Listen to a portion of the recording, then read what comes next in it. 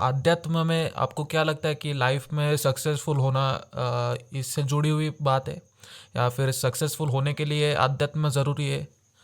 संसार में अध्यात्म और अध्यात्म में संसार, ये दोनों अलग बातें हो भी सकती हैं और नहीं भी।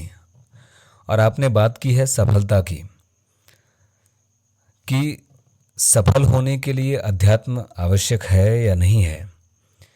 देखिए, अभी कोई समझ लीजिए कि दारू का व्यापार कर रहा है, उसका व्यापार दिन दूनी रात चौगनी बरकत करता है,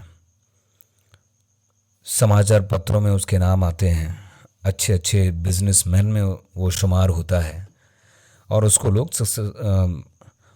लोग सक्सेसफुल व्यक्ति कहते हैं। वो मंदिर भी जाता है, पूजा भी करता है, लेकिन वही शराब पी के जब एक गरीब घर का व्यक्ति जिसको लत पड़ चुकी है, वो अपने झोपड़पट्टी में पहुंचता है, तो उसकी पत्नी, उसके बच्चे उसको तो गाली देते ही देते हैं, लेकिन कहीं ना कहीं उसको भी धुतकारते हैं जिसने ये शुरुआत की है। कह देते हैं कि न जाने किसने ये काम किया है कि आज ये ऐसा हमको भुगतना पड़ता है। तो सफल होने के लिए अध्यात्म की आवश्यकता नहीं है।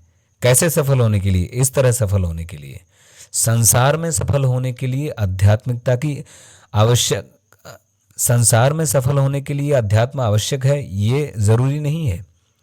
लेकिन अध्यात्म में सफल होने के लिए संसार आवश्यक है, क्योंकि यदि आपने संसार के कर्तव्यों को नहीं निभाया तो आप अध्यात्म में सफल नहीं हो पाएंगे।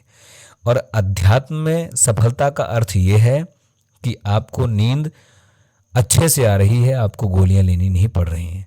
संसार में सफलता का अर्थ ये भी हो सकता है कि आपको नींद लेने के लिए किन्हीं गोलियों की, किन्हीं डॉक्टरों की आवश्यकता पड़ सकती है।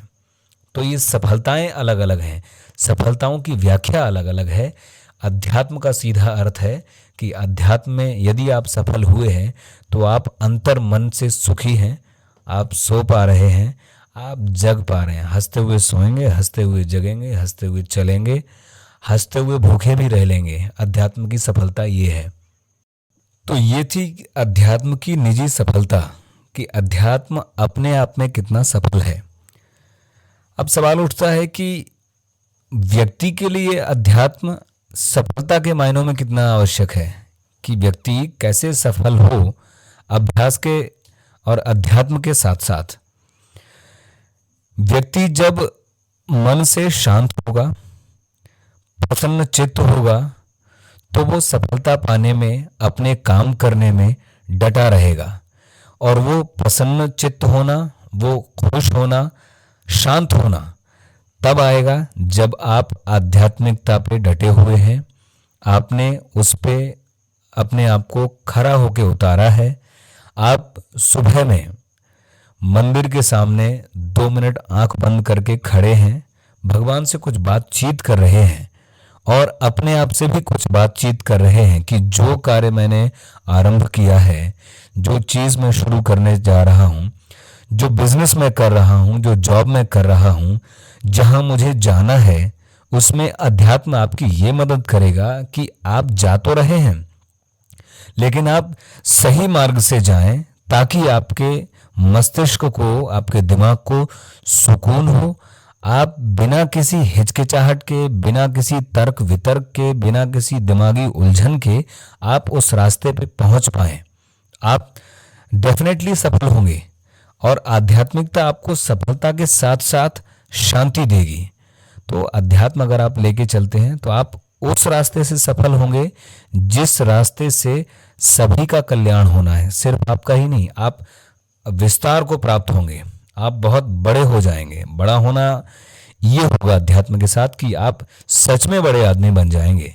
तो सफल होने के लिए आध्यात्मिकता इस तरह काम करती है कि आपके मनोवेग पे आरूढ़ होकर के, सवार होकर के आपको सही दिशा में मोड़ेगी, और वो सही दिशा आपको संतुष्टि देगी, शांति देगी।